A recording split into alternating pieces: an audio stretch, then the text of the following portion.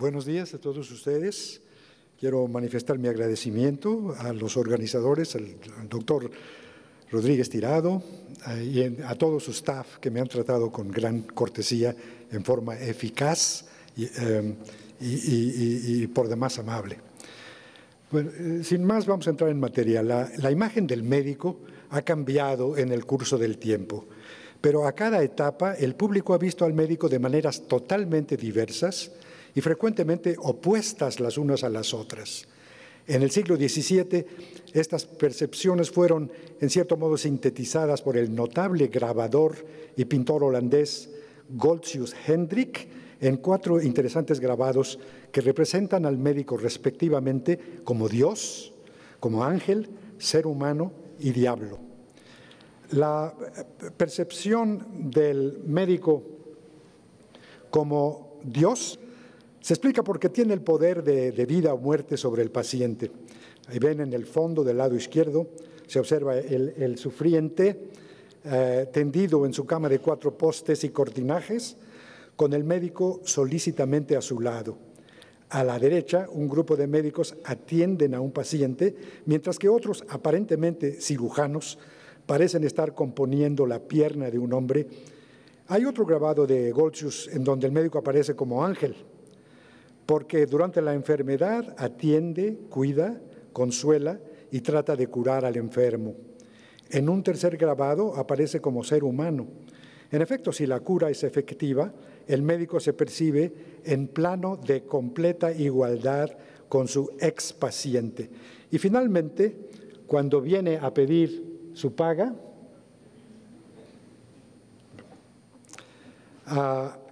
aparece como un horrible diablo extorsionador.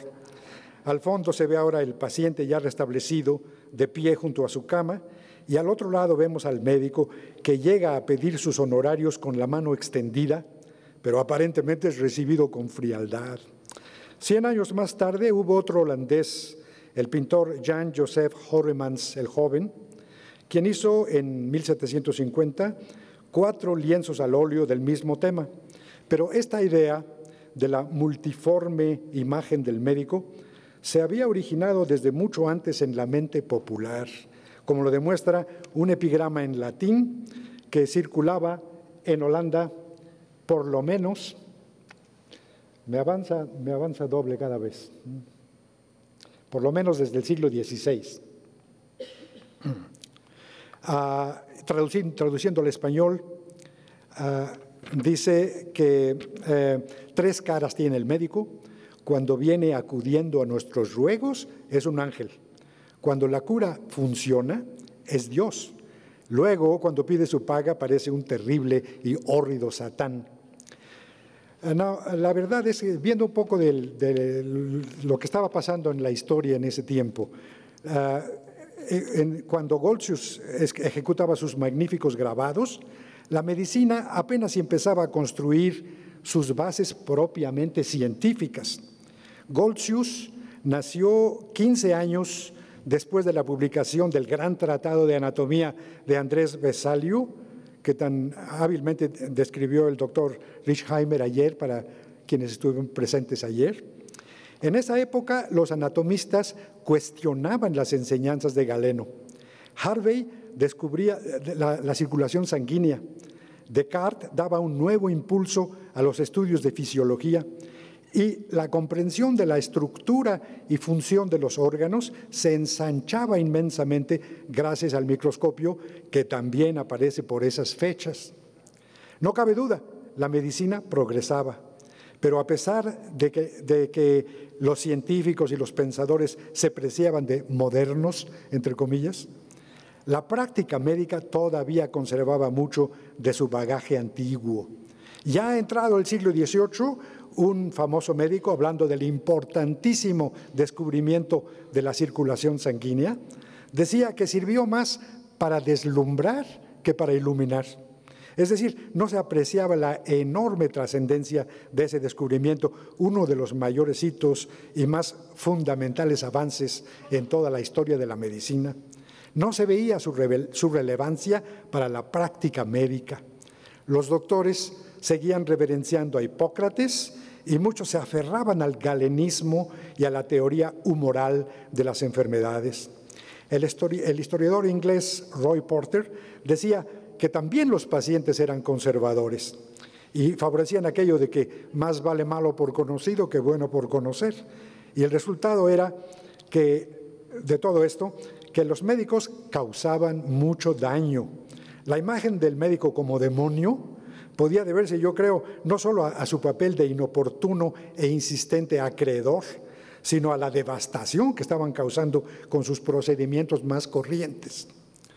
Me permito a continuación comentar muy brevemente sobre algunas de las prácticas que entonces eran más comunes y las más extendidas. La sangría. La sangría era considerada como una especie de panacea, servía para todo. No solo era útil como medida curativa, sino también para prevenir los males. Llegó a considerarse como una medida higiénica a la que todo el mundo debía sujetarse. Mucho se ha escrito sobre la manera abusiva como se usaba. Las representaciones artísticas como esta, tomada de un libro de 1696 del médico italiano Cintio D'Amato, muestra que inicialmente, cuando los cirujanos eran barberos de oficio y considerados casi como simples trabajadores manuales, los médicos no ejecutaban el corte de la vena. Ellos simplemente la ordenaban, pero no se dignaban practicarlo. La operación, la flebotomía, se dejaba en manos de los cirujanos. En la ilustración ven ustedes que el médico dirige, mientras que el cirujano abre una vena del antebrazo de la paciente. Prácticamente todas las venas superficiales del cuerpo se podían usar para sangrar al enfermo. Un texto de la época describe nada menos que 47 sitios del cuerpo propios para lancetear una vena, desde el cuero cabelludo hasta los pies. A medida que los cirujanos iban adquiriendo más importancia, su condición social mejoró, como era de esperarse. Para el siglo XVIII, el atuendo de muchos ya era elegante. Venían acompañados de uno o más asistentes y de un instrumental impresionante. La ejecución de la sangría podía ser todo un ceremonial solemne, en especial entre las clases acomodadas. Los cirujanos exigían silencio absoluto y podían hasta darse el lujo de expulsar a los médicos del cuarto donde se practicaba la flebotomía. Pero el procedimiento mismo carecía de bases propiamente científicas. Se llegó al extremo de tratar los trastornos debidos a hemorragias con el sangrado, es decir, a combatir el sangrado con más sangrado. Así, una idea popular del médico era la de un ser sanguinario, un verdadero vampiro.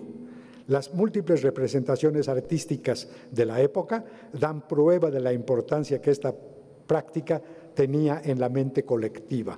Otra práctica extendidísima era el clíster, es decir, la lavativa. Una pintura que se ve en el Museo del Louvre, en París, muestra a un hombre, aparentemente un boticario, tal vez del siglo XVII, empuñando una gran jeringa para lavativas. Imaginen ustedes que están enfermos, encamados, y que se aparece ante ustedes un médico sosteniendo este imponente, enorme, intimidatorio instrumento metálico con su larga, rígida cánula del mismo material, y que sin más ni más les dice que les viene a infundir con este terrible artefacto una lavativa. Digan ustedes si no sería como para echarse a correr aterrorizados. Pero este procedimiento era casi universal y perduró por mucho tiempo. No existía todavía la venoclisis, es decir, la administración de medicamentos por vía venosa, y muchas veces debía usarse la vía rectal. Se escribieron extensos, eruditos tratados médicos sobre los beneficios terapéuticos de la lavativa y la manera de administrarla. Pero esta práctica se prestaba a la burla, a la sátira, el chiste, y no faltaron agudos chanceros para ridiculizarla. El más famoso de ellos, sin duda, fue Molière. Así surgió otra imagen del médico, esta vejatoria, aunque no completamente injustificada, la de un ser ridículo, pomposo e ignorante, que recurre a medidas de utilidad discutible y que son fácil blanco de burlas y chacotas. Un divertido ejemplo de festiva burla es un panfleto francés del siglo XVIII, de 1783 para ser exacto. Se publicó con el nombre de El hombre aerostático. Dice la narración que un médico experimentaba con gases inflamables y llenaba con ellos un balón sirviéndose de jeringas de lavativa. En eso, el médico cae enfermo y sus familiares le administran una lavativa, solo que emplearon una jeringa que el médico tenía llena de un gas que usaba en sus experimentos. Su vientre se infló, dio varios saltitos en su recámara y salió volando por la ventana con sus calzoncillos en los talones hasta perderse de vista. Su gorro se halló a varias millas de París, su peluca se encontró en otra ciudad y el panfleto decía al pie que se publica con objeto de dar la descripción del desaparecido, pidiendo al público que si alguien lo ve, dé parte a las autoridades para restituirlo a su familia. Así que, como pueden ustedes ver, los franceses ya pueden jactarse de ser pioneros en la investigación de la aeronáutica de propulsión a chorro. Durante parte del siglo XVII y buena parte del XVIII, la peluca en Europa fue de rigor para los médicos, como puede verse en esta conocida ilustración de William Hogarth. Es otra obra satírica. El espacio donde están las figuras tiene forma de blasón o escudo heráldico, como si el artista estuviera haciendo una enseña heráldica para el gremio médico, excepto que el lema que aparece abajo no es la curación, sino la muerte. Dice et plurima mortis imago, es decir, y varias imágenes de la muerte. Los tres personajes que están arriba en la parte superior son personas que existieron realmente, son médicos contemporáneos que Hogarth caricaturizó sin piedad. Pero la sátira se intensifica en la docena de médicos amontonados inmediatamente abajo de esos tres. Todos llevan enormes pelucas y huelen el pomo de sus bastones, donde con frecuencia llevaban hierbas olorosas que supuestamente los protegían contra el contagio. Uno de los médicos, si ven ustedes, sostiene un urinal e introduce un dedo en él. Quiere decir que se prepara para gustar la orina. El sabor de la orina podía ser útil para diagnosticar enfermedades, sobre todo la diabetes. En esos casos tiene un sabor dulzón, me han dicho. Dos colegas acercan lentes de aumento, pueden ustedes ver, a sus ojos para examinar el aspecto de la orina. Es otro aspecto importante, la llamada uroscopía, elemento importantísimo en el diagnóstico clínico. El examen de las excreciones y las secreciones del enfermo era una parte muy importante del diagnóstico clínico.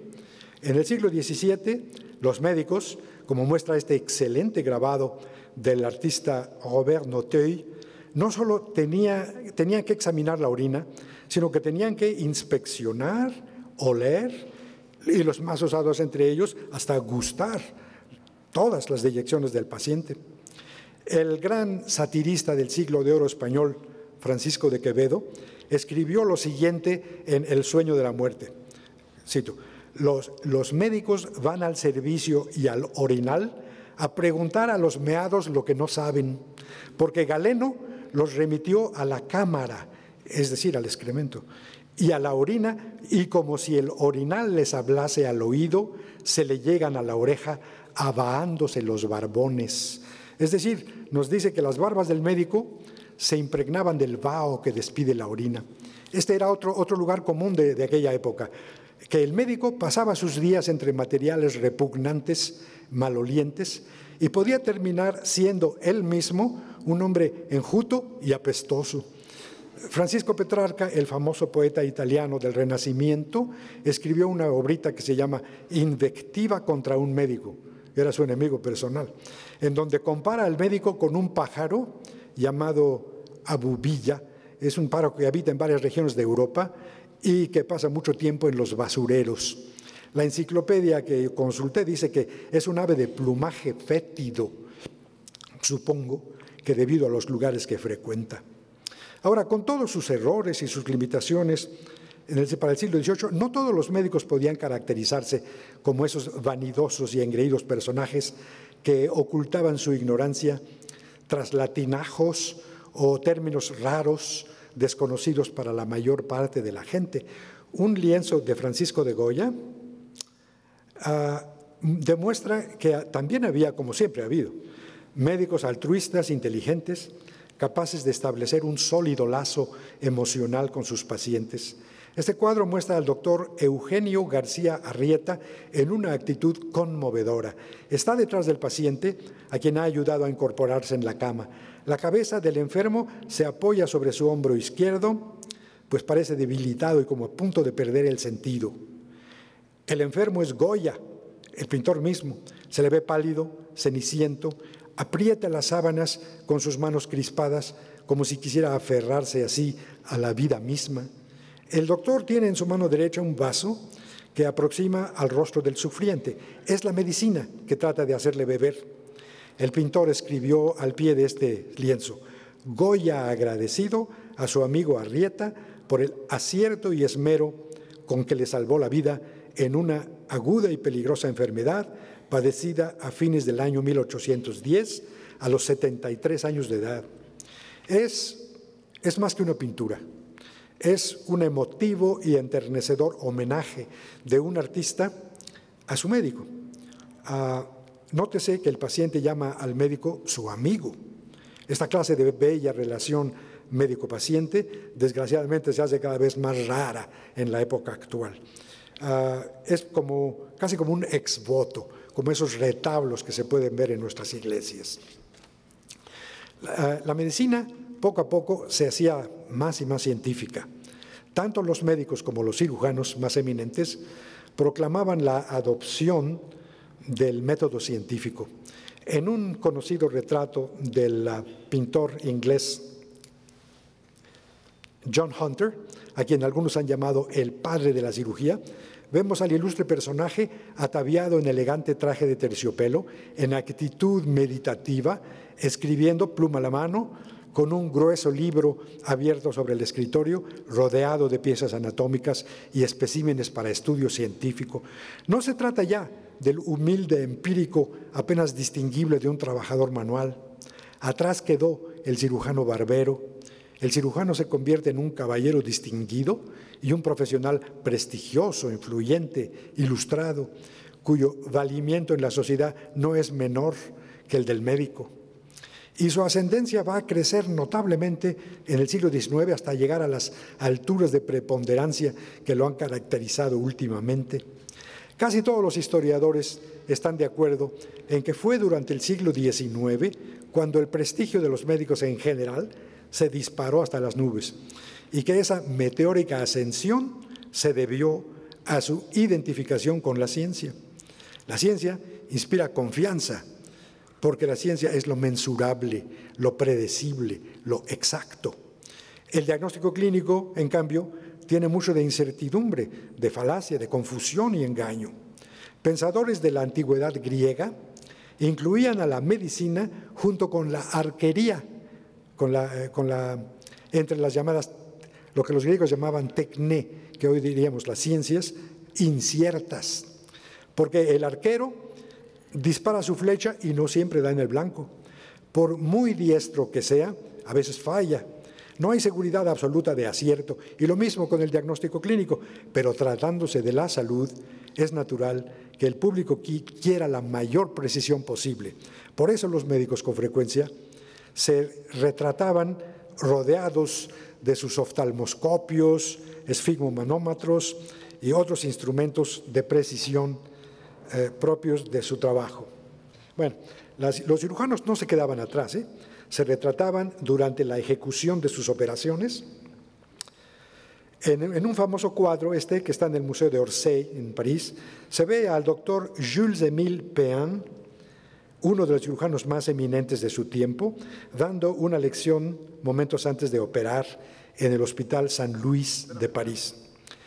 Está elegantemente vestido, lo mismo que todos sus oyentes. En ese entonces todavía los cirujanos operaban sin guantes y vestidos en sus trajes de calle. La paciente es una bella mujer con los senos descubiertos. El giro erótico no podía faltar en una producción de la Sociedad Francesa del fin del decimonónico. Sobre una mesa ven ustedes varios implementos a la izquierda de la ilustración, y especialmente unas pinzas hemostáticas inventadas por el doctor Pean. Son las pinzas de Pean que todavía hoy se encuentran en los quirófanos. La anestesia ya se había descubierto y los cirujanos se aventuraban a intervenciones cada vez más osadas, increíbles o riesgosas. La cirugía tiene mucho de misterioso, espectacular y casi diríamos mágico. Hay un bello ensayo de Paul Valéry, muchas gracias, donde escribió que si un ser extraterrestre pudiese venir entre nosotros y presenciase una operación quirúrgica, sin duda concluiría que se trata de un misterioso ritual de alguna secta mágico-religiosa, porque vería a un grupo de individuos enmascarados que inducen en un ser humano un estado de trance, y mientras está profundamente dormido, le abren su cuerpo y meten las manos en las profundidades de ese cuerpo y remueven sus vísceras y quitan o ponen partes corporales, y todo esto sin que el individuo tenga conciencia de lo que le sucede. ¿Qué mayor prueba de que se trata de magia, de esoterismo, de algo sobrenatural? Con esto quiero hacer notar que en el siglo XIX las hazañas médico-quirúrgicas comenzaban a parecer inverosímiles, inauditas, estupefacientes. El médico ya no era el ser ridículo, vanidoso y bufonesco del siglo XVII. Se volvía cada vez más difícil hacerlo blanco de burlas y chacotas. Claro, el humor nunca ha faltado del todo. Como ven ustedes en esta caricatura, es una revista de la época, apareció esta caricatura donde vemos que el doctor Pean ya amputó el brazo izquierdo de la paciente y lo sostiene casualmente bajo su axila, como si acabara de comprar su baguette en la panadería, mientras que un ayudante con un enorme serrucho ha cortado una pierna de la paciente. La leyenda de esta ilustración dice que los avances de la cirugía han abierto un nuevo campo estético y que los artistas deberían visitar los quirófanos y las salas de disección para realizar sus bellos estudios. Dice también que los antiguos fueron pioneros en este campo, porque dice, todo mundo sabe que la Venus de Milo perdió sus brazos tras un accidente automovilístico. Se trata de un humor negro y no de muy buen gusto, por cierto, pero sirve para resaltar otra percepción popular que proliferaba junto con la admiración por los avances de la cirugía. Me refiero a la imagen del cirujano como un hombre duro, insensible al dolor de sus semejantes, apto a desentenderse del paciente como ser humano y considerarlo como un simple parte del cuerpo. Aquel señor es una tiroidectomía. Esa mujer es una ovariectomía. En un libro inmensamente popular que leí hace ya muchos años, se llama La historia de San Michel o San Michele, del médico y escritor sueco Axel Munthe, se lee, cito ahora: tiemblo nomás de pensar qué me habría sucedido si hubiera yo caído en las manos de uno de los más eminentes cirujanos del París de aquellos días, el famoso profesor Pean, el terrible carnicero del Hospital San Luis. Me habría cercenado ambas piernas en el acto, arrojándolas luego encima de muñones y trozos de brazos y piernas, y media docena de ovarios y úteros y varios tumores, todos amontonados en el piso de su anfiteatro, embarrado de sangre como un matadero. Y luego, con sus enormes manos todavía rojas de mi sangre, habría hundido su cuchillo con la destreza de un hechicero en su víctima siguiente, medio consciente, bajo una anestesia insuficiente, mientras una media docena de otras víctimas, gritando de terror en sus camillas, esperaban su turno a la tortura. Fin de citación. Esta descripción continúa con otros horrores no menos escalofriantes. Sin embargo, los testimonios de contemporáneos demuestran que esa narración es una burda exageración. Sin duda, el escritor trataba de impresionar a los lectores, pero no deja de ser cierto que la cirugía requería un temple especialmente duro, inconmovible, imperturbable ante el espectáculo del sufrimiento ajeno. Los profesores así lo confesaban, porque le decían a los estudiantes de medicina: si eres persona de alma tierna, sensible, incapaz de permanecer imperturbable frente al dolor humano, si no soportas el hedor de las deyecciones y te desmayas a la vista de la sangre, entonces la cirugía no es para ti. Esta actitud insensible y yo creo en ciertos casos hasta teñida de sadismo fue percibida por el público y se transparenta en algunas obras pictóricas. El médico generalista, en cambio, alcanzó en esos años el acmé de su gloria. Este cuadro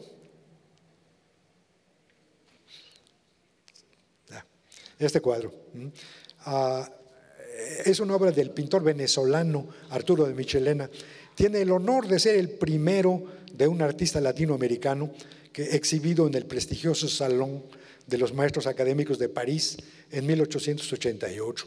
Se titula El niño enfermo y parece encarnar las ideas convencionales sobre la imagen del médico en su época. El médico adquirió una imagen muy positiva, ya no caricaturesca, sino digna, respetable, a veces hasta heroica, altamente idealizada. Toda la literatura del siglo XIX hace la promoción de la imagen del médico como figura moderna, central, referencial. Es el poseedor de una sabiduría benefactora, es profundamente altruista, es el confesor y guía de las familias. El médico es todo eso, lo cual es una obvia exageración, pero me recuerda las chuscas ocurrencias de Fernando del Paso en su extraordinaria novela Palinruda, México, que yo creo es el más deslumbrante despliegue de feraz imaginación que existe en la literatura mexicana. No resisto la tentación de citar algunas de esas agudezas.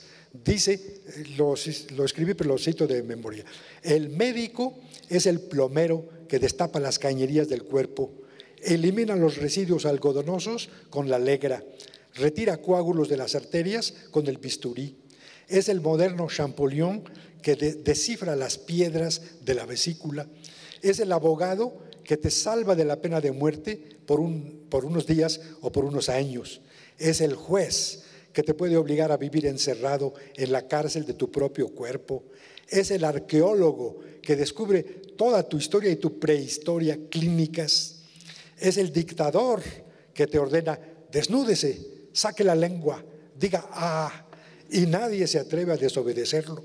Vamos, ni siquiera un papa se atreve a resistir un examen de próstata. En verdad que el médico lo es todo. De su época gloriosa, trata el más difundido de cuantos lienzos tomaron al médico como tema. Es de 1887. De su época gloriosa, este cuadro es obra del pintor inglés Lucas Fildes.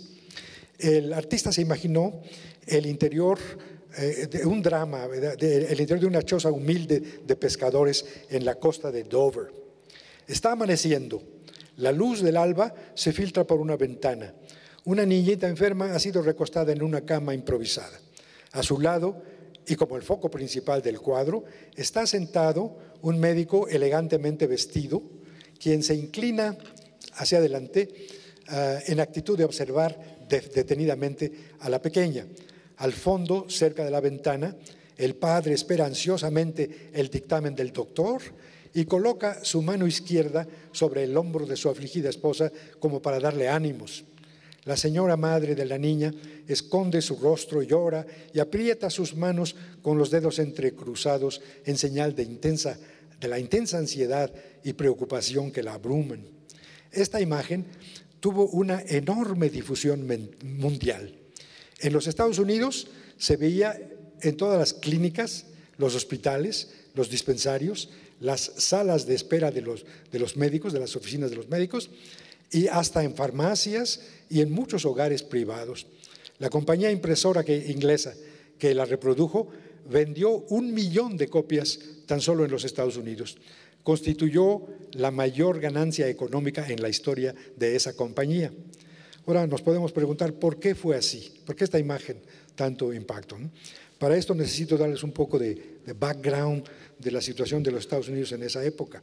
Entre 1942 y 1950, los legisladores estadounidenses discutían proyectos de ley que trataban de crear un sistema de salud nacional. Pero una facción reaccionaria del Partido Republicano se opuso a este plan, igual que ahora, por cierto, entre paréntesis, y montó una campaña excelentemente organizada en su contra. Usaron este cuadro, el cuadro de Fieldes, con fines de propaganda política. Supuestamente, esta obra representaba al médico como un distinguido caballero altruista, altamente educado, con intensa dedicación al cuidado de sus enfermos. El tipo de médico a quien podríamos conceder toda nuestra confianza y con quien podríamos establecer una sólida relación médico-paciente. Según la facción conservadora, esta relación altamente personal iba a ser destruida por un sistema de salud controlado por el gobierno.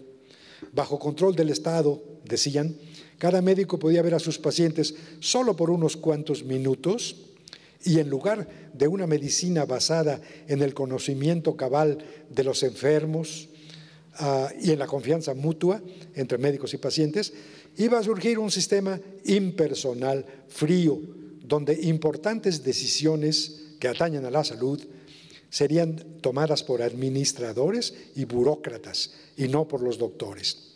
Así, distribuyeron cientos de miles de copias del cuadro de Fieldes, añadiendo eslogans o consignas propagandísticas, como una que decía: mantengamos a la política fuera de este cuadro.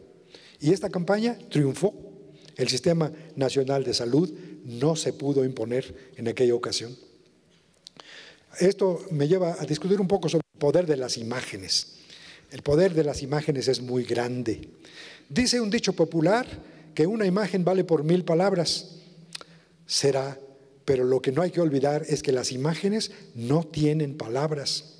Las palabras las ponemos nosotros. De modo que una imagen se puede leer de un modo o de otro según qué palabras nosotros pongamos, usemos. El cuadro de Fieldes tiene elementos que a todas luces son artificiales. El elegante atuendo del galeno lo identifica como uno de esos que pertenecían al Royal College, o sea, al Real Colegio de Médicos de Inglaterra. Pero uno de esos médicos cobraban hasta 20 libras esterlinas mínimo por la consulta a domicilio. Es altamente improbable que un médico de esa categoría se encontrara en una humilde choza a horas de la madrugada. Sería rarísimo que lo hiciera, aún por caridad, pero en todo caso no es representativo de la figura del médico de esa época.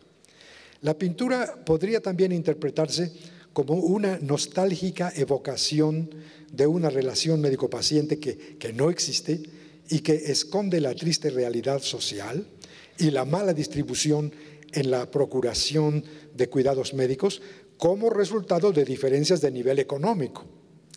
Un agudo crítico, un profesor de medicina en la Universidad de Harvard, dijo que la niña enferma de este cuadro no debía estar en esa choza, sino en un hospital recibiendo todos los beneficios de la medicina moderna gracias a un plan de salud que sus padres pudieran pagar. Cuando el cuadro se usó como propaganda política, ya había modernos hospitales y agregaba el crítico con ironía que en lugar del eslogan "mantengamos a la política fuera de este cuadro", lo verdaderamente justo hubiera sido escribir "mantengamos a este cuadro fuera de la política". Para mediados del siglo XX ya había pasado la época en que se esperaba que un médico diagnosticara y curara todos los males habidos y por haber, usando solo sus ojos, sus oídos, sus manos y lo poco que podía traer en su maletín negro. El cuadro de Fieldes podía leerse como una cautivadora fantasía y como una ficción consoladora basada en una relación médico-paciente que había dejado de existir. Pero el gran poder de esa imagen se debía a que tocaba un punto sensible en la mente colectiva, a saber, la creciente ansiedad y temor al contemplar la progresiva despersonalización y deshumanización de la medicina, la pérdida del calor humano que antes la animaba. Y esto me da pie para terminar mis comentarios. Termino observando que la figura del médico en la actualidad ha perdido toda su cualidad estética. El médico actual no tiene atractivo estético propiamente dicho. Ahora lo vemos enfundado. El médico está en su bata blanca. En algunos hospitales, por cierto, por razones sociológicamente relevantes, la usan gris o azul o de otro color, y su aspecto es el de un técnico altamente especializado. ¿Por qué? A lo mejor esto se debe a que se ha convertido en efecto en un técnico altamente especializado. Quiero enfatizar una vez más que siempre habrá médicos sensibles, atentos, capaces de empatizar con el sufriente y de hacer de la relación médico-paciente algo vivo, caluroso, profundamente humano. Tales médicos existen aquí y en todas partes, pero son los menos, cada vez menos, y no puede negarse que la tendencia en la medicina moderna es a la deshumanización. Sobre esto se ha escrito tantísimo, tanto que sería absurdo querer añadir aquí algo a un tema tan excesivamente explotado. Solo quiero hacer notar que nada hay de sorprendente en este giro que han tomado las cosas, porque al adoptar el enfoque científico, el médico necesariamente objetiva al paciente, lo estudia y lo observa igual que un astrónomo observa un meteorito, o un geólogo una roca, o un entomólogo un insecto.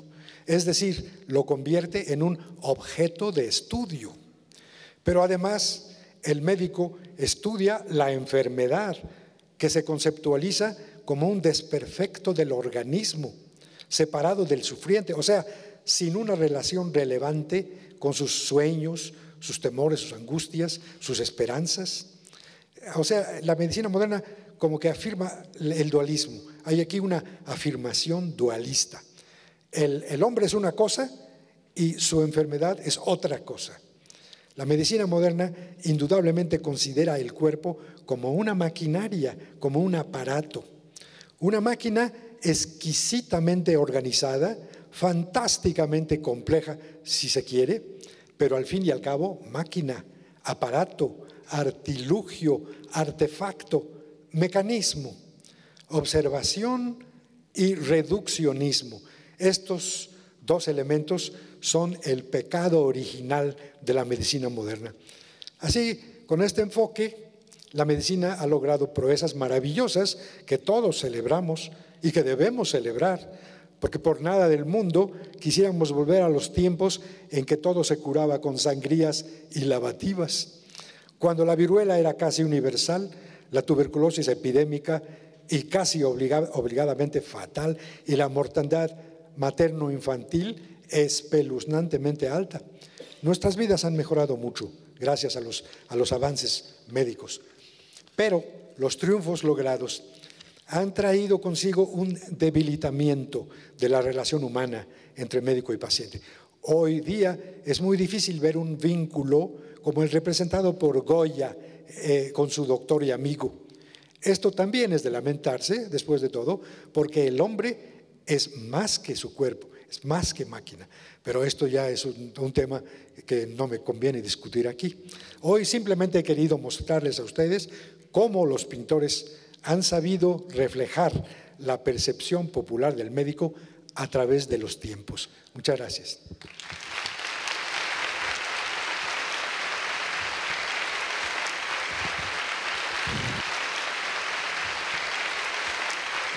Gracias al doctor González Cruzí. En un instante daremos lectura a las preguntas que responderá el doctor González Cruzí.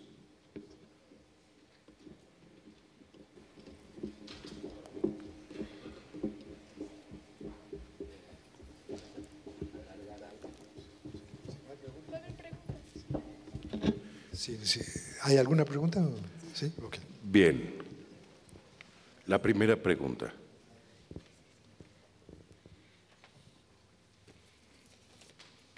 ¿Cuál sería la imagen hoy en día del médico en este México del tercer mundo? Pobre, excluyente, violento. Las buenas noticias son que en general en los países emergentes, menos industrializados, la deshumanización y la despersonalización es de menor grado. No solamente por la naturaleza misma de la medicina, como se practica en estos países, sino por la cultura misma. Todos sabemos que en los pueblos latinos hay una cultura más de mayor cercanía. Ahora se me ocurre, hay un autor italiano, Luciano de Crescenzo, que dice que el mundo está dividido en dos grandes reinos, el reino del amor y el reino de la libertad. El reino del amor son países como México. De Crescenzo dice que Nápoles es parte del reino del amor, y no lo dudo, donde la gente habla, se tocan, se conocen, visitas llegan a la casa sin tener que anunciarse por teléfono primero. En otros países, como donde yo vivo, tengo más de 20 años viviendo en un edificio y no conozco a la vecina de al lado, lo dejan a uno en paz. Entonces dice, en Nápoles, México, son el reino del amor. Naturalmente que el médico aquí tiende a tocar más al paciente, no solo por cuestiones médicas, sino por cuestiones culturales propiamente dichas. Ahora recuerdo que Luciano de Crescenzo dice en su libro, van ustedes a Nápoles y verán la ropa lavada tendida en cuerdas que van de una casa a la otra casa enfrente, a través de la calle. Para hacer eso, la señora de un lado de la calle tuvo que hablar y comunicarse con la señora del otro lado de la calle para poder tender la cuerda. O sea, se hablan unos a otros, se comunican. Tanto así que decía, si Dios en algún momento decidiese tomar una casa napolitana y llevársela hasta el cielo, hasta arriba, se vendría todo Nápoles con la cuerda, porque todas están unidas en esa forma, ¿no? Entonces, pero por otro lado, conviene también citar el famoso refrán castellano de si ves las barbas del vecino rasurar, pon las propias a remojar, porque lo que está pasando en Estados Unidos con frecuencia es lo que va a pasar en otros países, que va a seguir, la tendencia va a seguir en los otros países. Y todo esto se debe en gran parte a la tecnología, como decía yo a unos amigos en la otra ocasión, el médico se entrena para tener tacto, hacer la palpación en forma muy sensible, para palpar un abdomen del paciente, ver si no hay un tumor o si no hay un quiste del ovario. Hoy día ya existen máquinas de ultrasonido portátiles que el médico puede tener en el cajón de su escritorio. Así que llega el tiempo en que ya no es necesario tocar al paciente, porque el ultrasonido del abdomen es bastante más preciso, más eficaz, más científico que el tacto de las manos, ¿no? Lo que se pierde es el contacto que tiene una función simbólica. Tocar al paciente en la palpación y la percusión no es simplemente para saber qué está pasando desde el punto de vista diagnóstico. Muchas veces algunos de esos procedimientos ya se han descartado. La percusión del hígado, por ejemplo, ya se ha visto que no tiene mucho valor, pero tiene el valor simbólico de que el médico se acerca al paciente y el paciente piensa que hay alguien que se preocupa por él. Bueno, ¿eso es todo? ¿Alguna otra pregunta? Siguiente pregunta. ¿Cuál debería ser la imagen y comportamiento idóneos actual del doctor y del paciente para verdaderamente curar? Como es bien sabido, la eficacia de una terapéutica depende en gran medida de la confianza que se tenga con el médico. De eso no tiene. O sea, yo creo que el médico debía preocuparse un poco por los estudios humanísticos, que no es el caso muchas veces, desgraciadamente. No porque leer mucho novelas o tratados de tipo literario o filosófico lo vaya a convertir de la noche a la mañana en un filósofo benevolente, ¿no? Sino simplemente porque tiende a hacerse un poquito más reflexivo y a acercarse un poquito más al paciente. Es Bertrand Russell el que en una ocasión dijo que el hombre que está preocupado por qué significa la vida, por qué la vida es tan transitoria, qué poca cosa somos en el universo, es decir, que está preocupado por cuestiones tan grandes, ese individuo no es el que se enoja y le da coraje porque le sirven frío el café. O sea, el médico debía tratar de ser un poquito más humanístico y no encerrarse enteramente en los aspectos puramente técnicos. Sé que es muy difícil, pero ciertamente no es imposible, y sobre todo es algo que debe cultivarse desde antes de ser médico, desde antes de entrar a la escuela de medicinas. Esto respecto al médico. ¿Y cómo debía contarse el paciente? No sé, las personalidades de los individuos son tan variables que no creo que se pueda dar una receta que sea uniformemente válida para todos. Sí les puedo citar lo que Saul Bellow, un novelista que ganó el premio Nobel y que era originario de Chicago, por cierto, dijo cuando se enfermó. Publicó un artículo y no recuerdo exactamente las palabras, pero decía que hoy día lo que él espera del médico es simplemente que sea un hombre bien informado de su campo, que sea cortés con él. O sea, sus demandas han sido ya considerablemente disminuidas. Ya no se espera que sea aquel guía y pastor de almas y demás, simplemente que esté bien informado de su campo y que trate al paciente con civilidad y cortesía. ¿Alguna otra pregunta? ¿Qué influencia tendría en el currículum de los estudiantes de medicina la incorporación de asignaturas artísticas? El problema, yo lo veo desde la experiencia que he tenido en los Estados Unidos. El problema es que el estudiante de medicina tiene muchísimo que decir. El currículum está ya verdaderamente sobrecargado. Quizá muchas de esas cosas no sean absolutamente indispensables. Eso les conviene a los académicos discutir ese punto. Como sucedía en México cuando yo era estudiante, y estoy hablando de la época casi prehistórica, hace más de medio siglo, había 3 años del estudio de la anatomía descriptiva, enormes tomos que había que memorizar, que realmente no era necesario para el médico en general, para graduarse de médico, ¿no? Entonces, es difícil proponer que debe haber materias de tipo artístico en el currículum del estudiante de medicina. Como ya dije anteriormente, el aspecto humanístico de la personalidad ha de cultivarse antes de entrar a la escuela de medicina y procurar que el individuo espontáneamente siga promocionando ese tipo de tendencias en la medida en que le sea posible, pero durante los estudios médicos es muy difícil. Ahora, casi todos los currículum de las escuelas de medicina incluyen un curso, digamos, de historia y filosofía de la medicina. Es como la concesión simbólica. Pero todo el mundo sabe, todos los estudiantes saben que ese curso se pasa fácilmente, que los maestros son, como decimos, son barcos, que se navega sin problema a través de ese curso. Y que además el estudiante de medicina, aquí tanto como en los Estados Unidos también, tiene la impresión, viendo a su alrededor, que para hacerse un buen médico, un excelente médico, ese curso no era necesario. Así, este es el problema actual. Pero digo, conviene a los académicos que hacen el currículum debatir este tema en más detalle de lo que yo puedo hacer. ¿Otra cosa? Muchas gracias al doctor González Cruzí.